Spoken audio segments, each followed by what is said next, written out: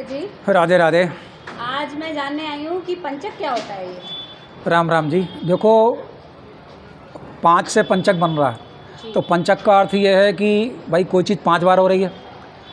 तो हमारे यहाँ 27 नक्षत्र हैं, तो चंद्रमा कोई ख़ास 5 नक्षत्रों से जब गुजरता है तो वो जो पथ है, वो इलाका जो है, उतना क्षेत्र जो है, उससे चंद्रमा के गुजरने को पंचक बोलते हैं। जैसे एक नक्षत्र से गुजरा, अगले नक्षत्र से गुजरा, अगले से गुजरा। तो कुंभ राशि से लेकर और मीन राशि तक इस बीच में जो चंद्रमा गुजरेगा तो वो पंचक का कुछ भाग कहलाता है।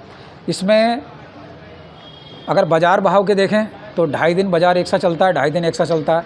पंचक शुरुआत हुई धनिष्ठा नक्षत्र से शुरू होता है। तो अगर पंचक में प्रथम भाग में बाजार भाव तेज़ हो गए तो वो 2.5 दिन तेज़ रहेंगे, अगले दिन 2.5 दिन गिर जाएंगे।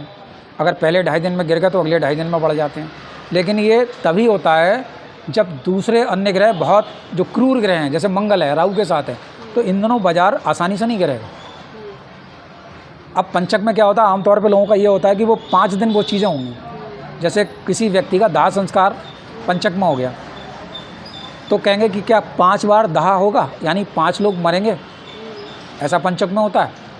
जैसे किसी का लिंटर पड़ रहा है तो वो कहता है अरे भाई पंचक में लिंटर नहीं डालूंगा, या 5 बार लिंटर डालना पड़ेगा, हो सकता है चटक जाए। तो इसका एक दूसरा रूप भी तो है कि भाई पंचक में प्रभु की कृपा ऐसी हो जाए कि तुम 5 मकान पे लिंटर डालो, ऐसा भी तो हो सकता है।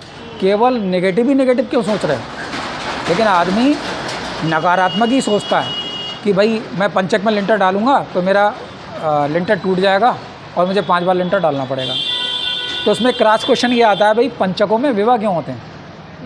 भाई ऐसा तो कहीं लिखा नहीं कि पंचकों में विवाह नहीं होंगे, पंचक में विवाह भी होते हैं। तो सभी चीज़ अशुभ नहीं है। पंचक में केवल मृतक संस्कार को अशुभ माना गया है। तो अब मैं आपको किताब से, पुस्तक से दिखाता हूँ कि वो पंचक कहाँ से शुरू होती है और कहाँ अंत होता है। आइए दिखाता हूँ। देखो, ये लिखा है पंचक आरंभ। ये लिखा है चंद्रमा कुंभ राशि में 14:32 पे आया, ठीक है। तो ये लिखा है पंचक आरंभ 14:32 पे, यानी चंद्रमा जब कुंभ राशि में आया तो यहाँ पे पंचक शुरू हो गई, ठीक है। और ये कुंभ में 2.25 नक्षत्र होते हैं एक राशि में। फिर चंद्रमा आया मीन राशि में, ठीक। और मीन राशि में ये रहा 17:43 पे मेघ में आ जाएगा। तो ये 17:43 पे या पंचक समाप्त हो गई। अब कहने का अर्थ क्या हुआ, कहने का ये अर्थ हुआ चंद्रमा कुंभ राशि में आएगा तो पंचक है, चंद्रमा मीन राशि में आएगा तो पंचक है। अब इसमें जितने भी नक्षत्र होंगे, 5 नक्षत्र इसमें होंगे, तो ये 5 नक्षत्र में पंचक हो। देखो, ये पंचक प्रारंभ हुआ तो ये धनिष्ठा नक्षत्र का अंतिम चरण यहाँ पर हुआ। तो धनिष्ठा का नक्षत्र का कुछ भाग, शतविषा का कुछ भाग, शतविषा पूरा, पूर्वा भाद्रपद पूरा, उत्तरा भाद्रपद पूरा, और ये रेवती नक्षत्र पूरा। यहाँ पे ये 5 नक्षत्र हो गए, रेवती, उत्तरा भाद्रपद, पूर्वा भाद्रपद, शतविषा और धनिष्ठा का अंतिम कुछ भाग। तो ये 5 जो ये हमारे ये हुए नक्षत्र, इसको पंचक कहते हैं। देखो, इसमें लिखा है पंचक संज्ञक नक्षत्र किसे कहते हैं, इसका फल क्या है।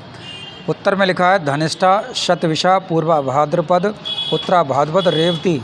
इन नक्षत्रों में पंचक दोष माना जाता है। अन्य मतानुसार अंतिम 4 नक्षत्र और धनिष्ठा का अंतिम अर्धभाग पंचक दोष युक्त माना जाता है। पंचक में सभी शुभ कार्य वर्जित हैं, क्योंकि अशुभ घटना होने पर 5 बार पुनरावृत्ति होती है।